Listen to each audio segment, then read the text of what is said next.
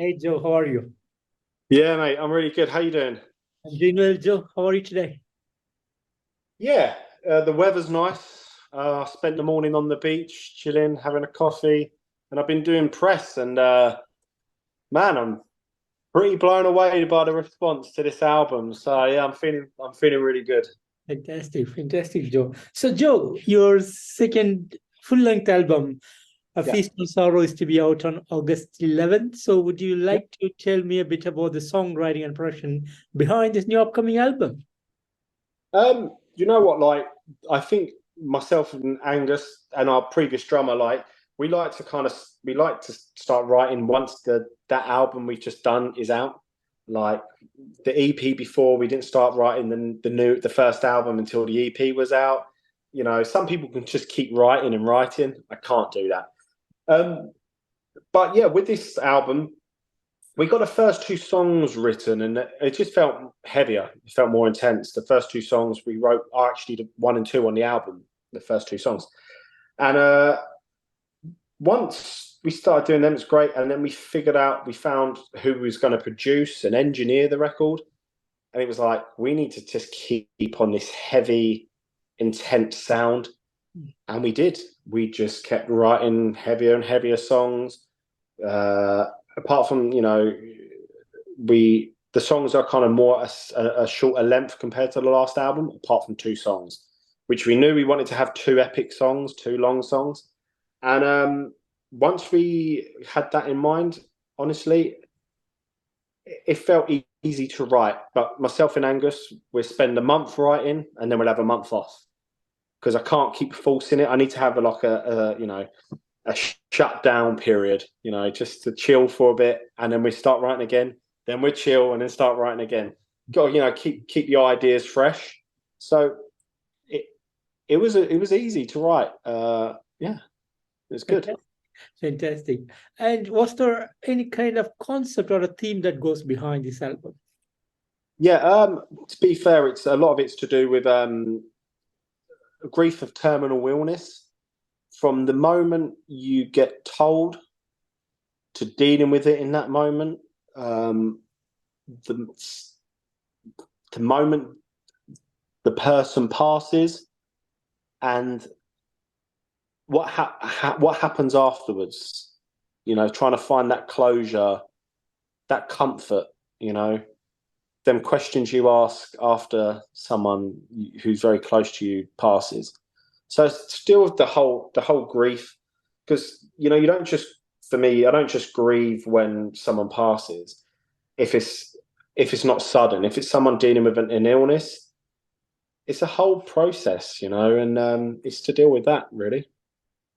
Gotcha, gotcha. And talking about the album, eight amazing songs, beautifully written, great songwriting, the power, the energy is a new level of songwriting and musicianship behind it. So thank you Oh, so much thank for you. putting up an amazing album. As Thank a you. creator, how do you guys feel about the outcome? We're super happy. I mean, today, like touched on, we've been doing some press, and on Twitter, more and more people are getting the album. And just before I come on here, a bloke was like, "Just wait till you hear this album. Like, it's going to blow people's minds." And then there was one before, another critic was just like, "It's going to be high up at the album of the year." And I'm like, "Wow, that's great." But and I'm glad people love it. But I only write songs and write riffs and vocals to please to not to please, that's the wrong word, to impress Angus. And I think Angus does the same for me. We need to impress each other before it goes anywhere. It's we're I'm Angus's biggest fan. I'd like to think that he would be one of my biggest fans. But we write to impress each other. And now we've had a change of drummer. Our drummer before really contributed with the song structuring, and he used to write a few riffs. He's got two riffs on this album. Whereas our new drummer, he's like, I'm a drummer. He's a drum teacher. He's also like a drum teacher for kids in school, and he's a drum tutor on the side. And he's like, I'm a drummer. I can't write, I can't play guitar, I can't fucking think. I will write the drums. And not if it's a part that he hasn't wrote, it's a part that me and Angus know his level is quite high, and we can go try that. But he only had 7 weeks to learn our set, this album, play shows, and go to America, as well as being a full-time teacher and a father. And I think he did a great job. So I'm excited for him to see what he does next with our next work. But yeah, it's as long as me and Angus are happy, that's good for me. The fact that other people will enjoy it, brilliant. It's brilliant. Like that always means a lot, but I always need to know that I've impressed Angus with something. So Sounds great. Sounds great.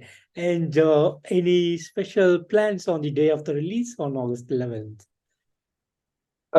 So the next day we're playing a festival in the UK called Bloodstock Festival. It's like the true metal festival, about 25,000 people, and it's always.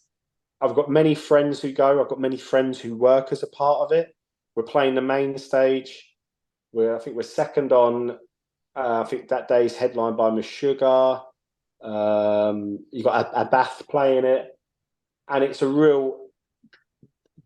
metal fanatics festival. Do you know what I mean? And I love going there. It's got really cool market stalls. There's loads of different things like. They have galleries with just famous metal artists where all our artwork's everywhere. So that's what we're doing that day. And I was umming and ahhing. I was like, lads, do we stay that night, or do we go home? Do we drive home? And I think that's what we're going to do. And that's probably when we're in the van driving home. We'll have a glass of red wine. Well done, boys. Now on to the next one. Beautiful. And any big international touring plans for the year? To be fair, only things. I mean, we just come back. We just went around Europe doing some festivals, doing a run with Gojira. We're going to do some festivals in a few weeks in Europe. Then we're doing some stuff with Paradise Lost. Then I think mainly aiming to do a UK thing, but I think next year. I definitely think festival season. I'd love to be able to by the end of 2024, by the start of 2025, to be over doing something in America. But it has to be the right thing. I know it's easy to say, but I'd love to go there. First time, it would be amazing to go on something big for the first time. A Mastodon, a Gojira, Baroness, something that's really good for us. I'm just kind of throwing it out there, chucking a wish out, we managed to go out and do a tour with Gojira. We're tiny, so maybe, you never know. But I'd love to be able to go over there straight away on something of that size. And I feel there's a possibility to be able to do it. I think if we got the chance with America, I think that would be a really good place for us. And I'm a gobby Englishman who just likes chatting to people and having a laugh. And they'll either love it or hate it. So, let's see. Fantastic. And since formation, you have an EP and now you have 2 albums in the fold. So how has this journey been for you guys so far? Oh man, do you know what?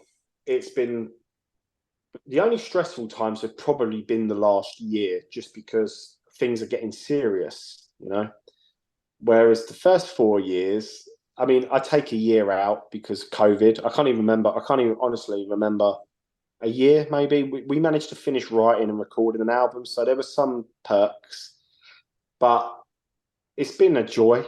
And I think having 3 people in the band has made it really easy.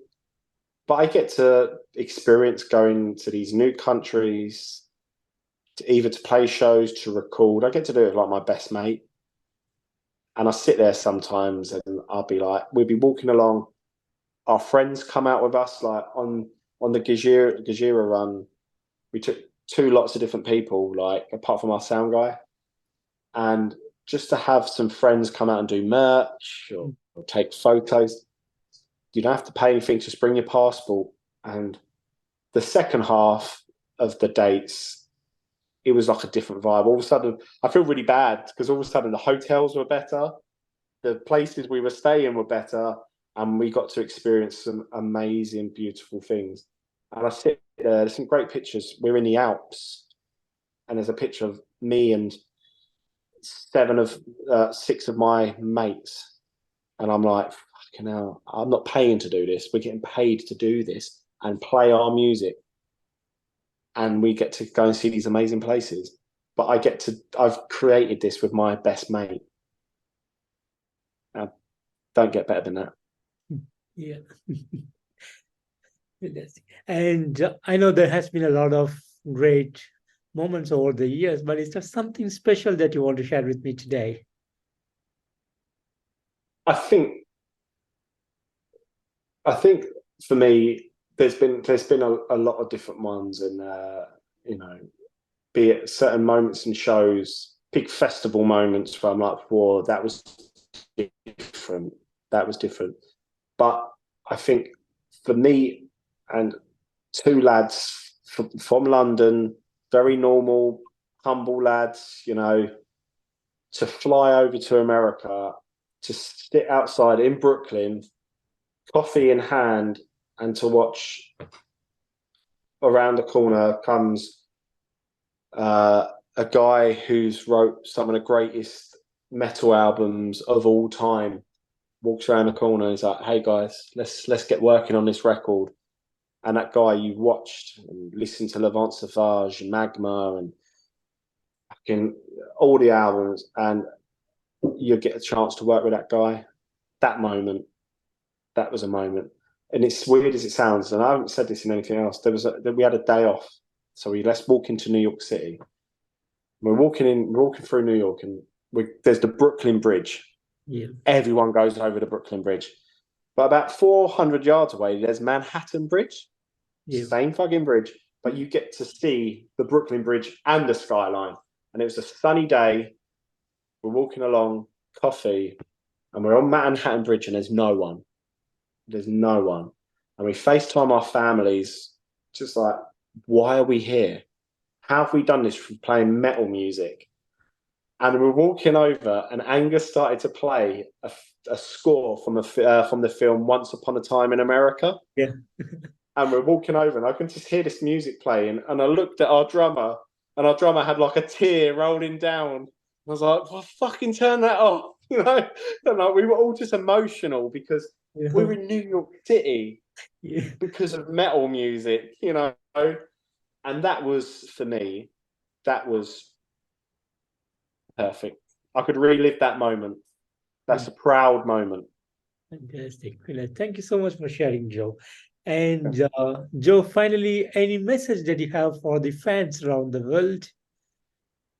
Mate, honestly, I just hope people give this album a chance.